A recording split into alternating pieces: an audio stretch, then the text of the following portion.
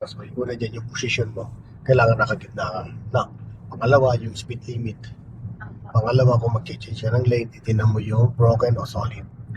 Then, syempre, pag kurbadang ganyan, bago magkurbada, kailangan tanggalin mo yung gas mo.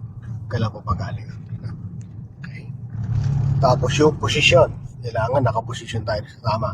Kung overtaking lane, sa kabila yun. Dito ka lang mag-maintain sa bandang kanan. Magtitira kang isa dyan. So, diretso lang. Gas ka pa. Ayan, position. Kuha ka ng isang lane. Tingin mo na dito. Dagdag ka ng gas. So, every time tayo mag-change ang lane, kailangan titingin ka muna kung saan ka pupuntang lane. Kung kaliwa o kanan, doon ang tingin ka muna.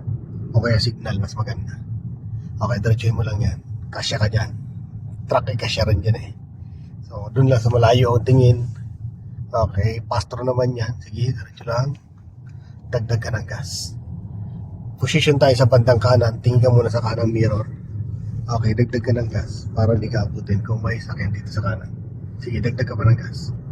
Sige lang. So, ang speed limit dito up to 80 km per hour. Okay, so maintain mo lang. Dapat di ka lalagpas ng 80. So, pwede mo maintain yan 60, 70, 60, 70 lang. So, hindi rin pwede tayo dito bumaba pa sa 20. Minimum dito na at least 40 to 60 km per hour. So, kaya ang takbo mo 60, 70, 60, 70. Okay, yun lang. Ano mo. Malayo ang pagitan ng sakyan dito, kaya ma-attempt ka talaga yung pag-apak sa gas.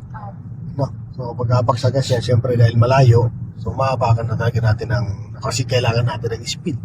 Pakaramdam natin ng bagal na. No?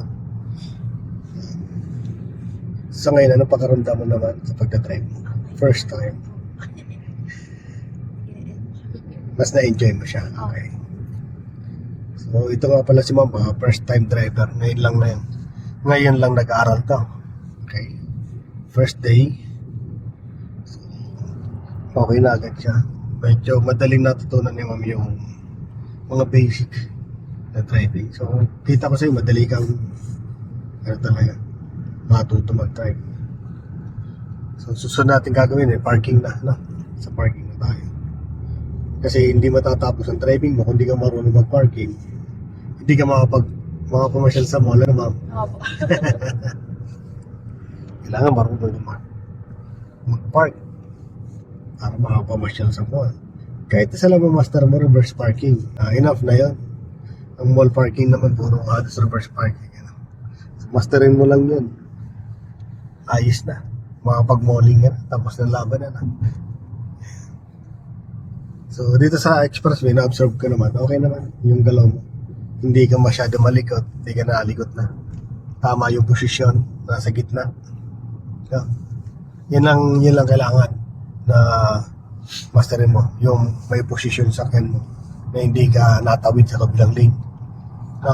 Pag tumawid ang gulong mo dyan, yun nandiyan sa kabila, pwede kang sabitan, pwede kang magkasabitan. Lalo ganyan, malalaki yung sakyan din.